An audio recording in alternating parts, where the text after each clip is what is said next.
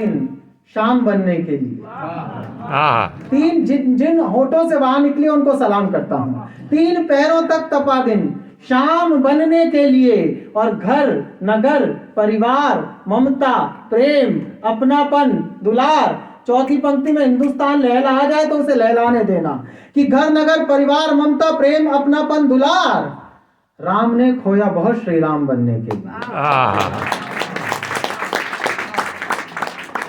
तो हम लोग उस सुनहरी सुबह पर खड़े हैं जिसके पीछे एक काली रात हम झेल कर आए हैं।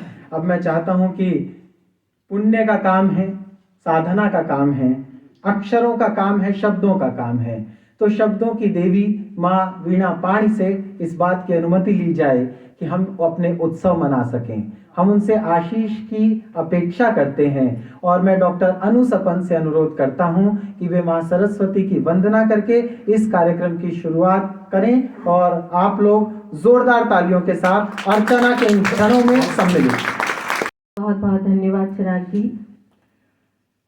मां सरस्वती को प्रणाम करती हूँ, मंच को प्रणाम करती हूँ और यहाँ उपस्थित सभी कविता प्रेमी श्रोताओं को प्रणाम करते हुए माँ की वंदना के लिए मुझे कहा है, मैं कुछ पंक्तियाँ कामना की प्रार्थना की पंक्तियाँ निवेदित करती हूँ।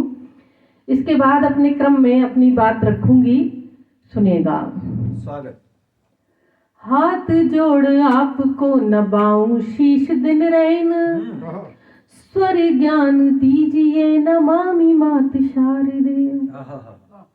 हाथ जोड़ आपको नबाऊं शीश दिन रैन, स्वर ज्ञान दीजिए नमामि मात शारदे। शांति सुख भाईचारा फैले हर गांव गांव, नेह दान दीजिए नमामि मात शारदे। द्वेष बैर ईर्षा की जड़ मूल काट दूं, शक्ति दान दीजिए नमामि मात शारदे। शोषितों और पीड़ितों के लिए उठे लेखनी, ज्ञान दान दीजिए नमामि मात शारदे। ज्ञान दान दीजिए नमामि मात शारदे। पाप क्या है पुण्य क्या है, झूठ क्या है सत्य क्या है, जान सकूं तर्क का विधान दे मां शारदे। पाप क्या है पुण्य क्या है, झूठ क्या है सत्य क्या है, जान सकूं तर्क का विधान दे मां शारदे। उतावली हो सांस सांस जिसकी एक गंध को, अब तो पसीने को वो मान दे मां शारदे। मोल भाव भावना का जिसमें न लग सके, अब तो एक ऐसा हिंदुस्तान दे मां शारदे। लेखनी के तीर लगे जालिमों के वक्ष पर, आंसुओं को दर्द की कमान दे मां शारदे।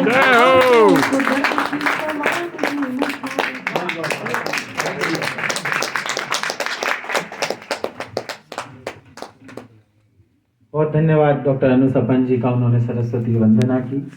और आप लोगों का धन्यवाद कि आपने अर्चना के कम्युनिटी में, आपके समाज में आपका सम्मान बढ़ सके। मंच से कोई कवि कोई कविता सुनाए, कोई जुमला सुनाए, कोई चुटकुला सुनाए और आप सबसे पहले ताली बजा दें, तो आपके पड़ोसी के दिमाग में एक इम्प्रेशन जाता है कि यार ये मुझसे ज्यादा इंटेलिजेंट है, इसे मुझसे पहले। अगली बार जब आप मिलते हैं तो वो आपको आगे से बढ़कर नमस्कार करता है। इसलिए हमारी बातें आपको समझ में आए या ना आए, अपना सम्मान बढ़ाते रहिए।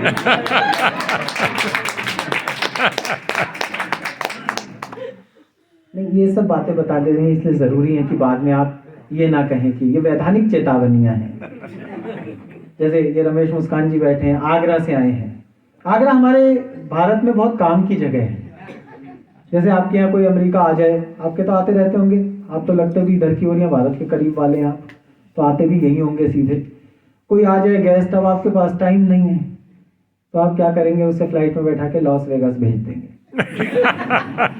अगला 2 दिन तक पैदल चल चल के थक थका के वापस लौटेगा। उसके बाद आप खुद से उससे पूछेंगे कि कहीं घूमना है, तो वो कहेगा नहीं मैं घर में। ऐसे हमारे यहाँ एक आगरा है, जब कोई बाहर से राजनयिक आता है, कोई प्रेसिडेंट आता है और मोदी जी के पास टाइम नहीं हो, तो वो उसे फ्लाइट में बैठा के आगरा। ट्रम्प साहब गए थे, मोदी जी ने लैंडिंग सीधी आगरा करवाई। वो आगरा उतरे, आगरा घूमा, 6 घंटे का टाइम था, लेकिन 3 घंटे बाद वापस नई दिल्ली भाग लिए। और प्रश्न बताता हूं उन्होंने मोदी जी से आगे क्या प्रश्न किया, बात समझ आए तो देखना चाहता हूं आप लोग भारत को कितना याद करते हैं। ट्रंप बहुत परेशान हुए, 3 घंटे तक आगरा घूमने के बाद ड्राइवर से बोले मुझे वापस दिल्ली लेकर चलो। दिल्ली पहुंचे, मोदी जी से सिर्फ एक सवाल किया, बोले जी बाकी सब छोड़ दो, ताजमहल कैसा था, क्या कुछ था, ये बता दो असली पंछी पेठे की दुकान कौन सी है। इस बात का खुद आगरा वालों को नहीं पता। और इसका इतना गहरा असर हुआ भाई पर कि उसके बाद जब यहाँ पर इलेक्शन थे तो उसने पोस्टर छपवाए थे, असली ट्रंप को वोट दें। सच में भारत होता तो 12-13 तो डमी खड़े होते। इसलिए आगरा इतना काम का प्रदेश है, इतने काम का शहर है, जहां हर प्रकार के व्यक्ति का इलाज हो जाता है। रमेश मुस्कान जी उसी आगरा से हमारे बीच आए हैं। इन्होंने एक तोता पाला, और थोड़े उत्सव में आइए। मुस्कान जी ने एक तोता पाला, गुप्ता जी तोता पाल के धूप पानी देने के लिए सब बरामदे में लटकाना शुरू कर दिया। अब आगरे के हास्य कवि का तोता कैसा हो सकता है, उसने राह चलतों से पंगा लेना शुरू किया। अगले दिन एक पंडित जी निकले, पंडित जी ने वाला पूरा गेटअप देखा तो तोते को हंसी आ गई। पंडित ने पूछा क्यों हंस रहा है, बोले यार तू बेवकूफ लग रहा है। पंडित जी ने सोचा तोते का मूड खराब होगा, बेचारे निकल गए। अगले दिन पंडित जी फिर निकले, तोते ने कहा आज भी तू बेवकूफ लग रहा है। अब पंडित जी ने मुस्कान जी से शिकायत की, बोले रमेश मुस्कान जी आप इतने बड़े कवि हो, टेलीविजन पर आते हो, देश विदेश घूमते हो, इतने पढ़े लिखे हो, आपने ये कैसा तोता पाल रखा है, ये राह चलतों को गालियां दे रहा है, मोहल्ले का माहौल खराब कर रहा है। इन्हें शर्मिंदगी महसूस हुई। इन्होंने तोते को बोला अगर तेने कल से किसी को गाली दी तो तेरी गर्दन मरोड़ दूंगा। अब अगले दिन का सीन है साहब, तोता लटका हुआ है। पंडित जी निकले, तोता चुप रहा। पंडित जी 4 कदम जाके मुड़े, तोता फिर भी चुप रहा। पंडित जी 8 कदम जाके मुड़े, तोता फिर भी चुप रहा। पंडित जी नुक्कड़ पे जाके खड़े हो गए। तोता बोला देख यार समझ तो तू गया ही है। तो ये पूरा कवि सम्मेलन समझदारी का मामला है।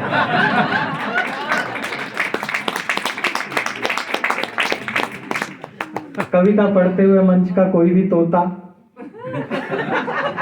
या तोती अचानक रुककर आपकी ओर देखने लगे तो आप लोग भी समझ जाएं कि आप लोगों को प्रतिक्रिया करनी है, क्योंकि कवि सम्मेलन द्विपक्षीय वार्ता है। कुंवर बेचैन जी ने कहीं लिखा कि दोनों ही पक्ष आए हैं तैयारियों के साथ, हम गर्दनों के साथ और वो आरियों के साथ। आप लोग अपनी आरियां संभाल कर बैठे। मैं ठहाकों के एक श्रेष्ठ कवि को आपके बीच बुलाता हूँ। उनका यहाँ तक आना बहुत मुश्किल काम था साहब। समस्या क्या है कि वो इमिग्रेशन से जब निकल रहे थे तभी से समस्या शुरू हो गई। अंग्रेजी जो सीख कर आए थे वो यहाँ काम नहीं आ रही थी। सच बता रहा हूँ, ऐसा नहीं हम सीख के नहीं, थोड़े बहुत पढ़े लिखे हैं, लेकिन यहाँ चलती नहीं वो वाली। हम अपने यहाँ से घर से लेकर आए थे इंस्टेंट टी, ये कुछ नहीं मिलेगा तो चाय घोल के पी लेंगे पानी में, पानी नहीं मिला। हम पानी मांग रहे हॉट वाटर, एयर होस्टेस कह रही आई कांट अंडरस्टैंड, ये तो 3 फीट नीचे से बोलती है। 3 फीट। अब हम उसे समझाएं हॉट वाटर क्या होता है।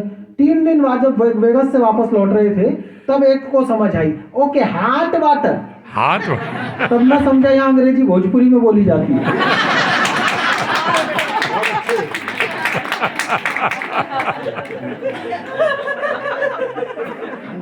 और मैं सच बता रहा हूं आपको, भारत का आदमी 15-20 दिन अगर अमेरिका में रह ले तो वो और कुछ सीखे या ना सीखे, बारीक बात कर रहा हूं, जिन्हें समझ आए केवल वो ताली बजाना। भारत का आदमी 15-20 दिन अमेरिका में रह ले तो और कुछ सीखे या ना सीखे, 82, 83, 84, 85 का पहाड़ा जरूर सीख जाता है। कुछ भी खरीदे पहले कैलकुलेट करें।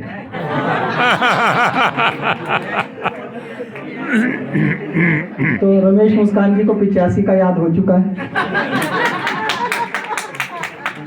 अगर रेट ऊपर नीचे नहीं हुए तो बाकी भी याद हो जाएंगे, लेकिन उनको बुलाते हुए केवल 4 पंक्तियां पढ़ता हूं।